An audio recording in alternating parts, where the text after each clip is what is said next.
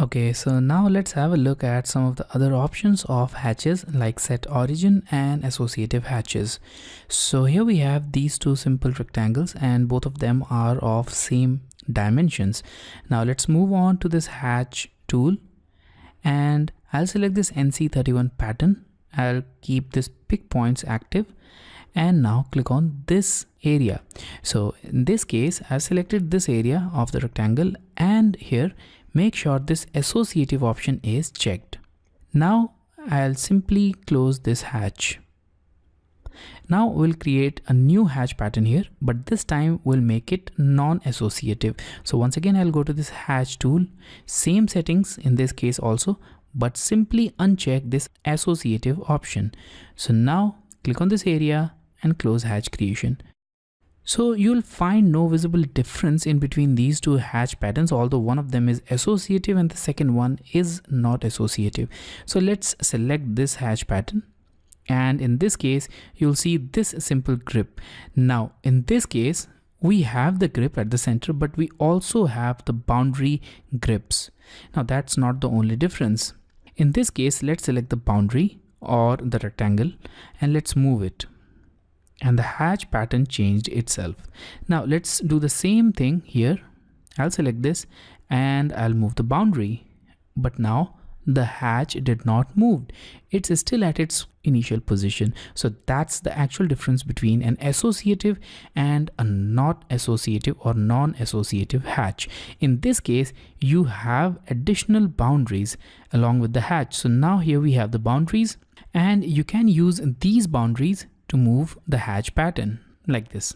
Now let's press Ctrl Z to get back to the original rectangles, and now we'll learn about the origin option. So let's select this hatch pattern and this time I'll select a different pattern. Let's select this ARP816 pattern and now click in this area.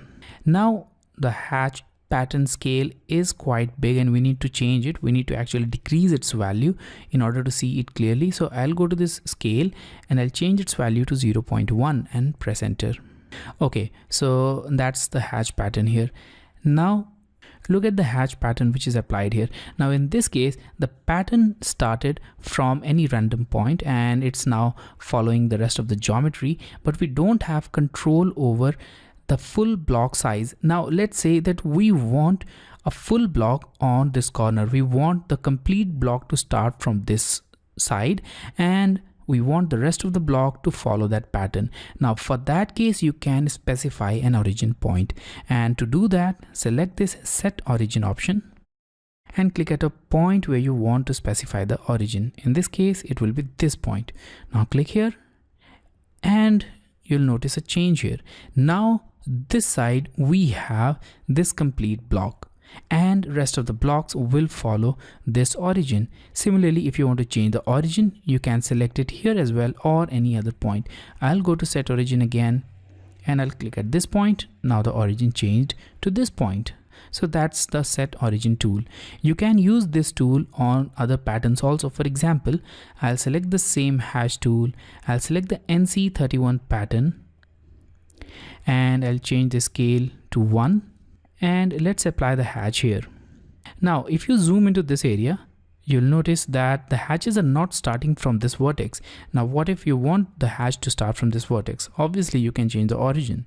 So go to set origin, click on the vertex, and the first hatch will start from this vertex and rest of the hatches will follow the pattern. So in this way, you can precisely change the pattern of hatches and you can specify the origins, and it will be very helpful in many cases. For example, if you want to make a tiled pattern somewhere on the wall, then this can be really helpful in deciding the side where you want the full tile to remain visible. So let's now click on this close hatch creation. And that was all about the set origin and associative option of hatches.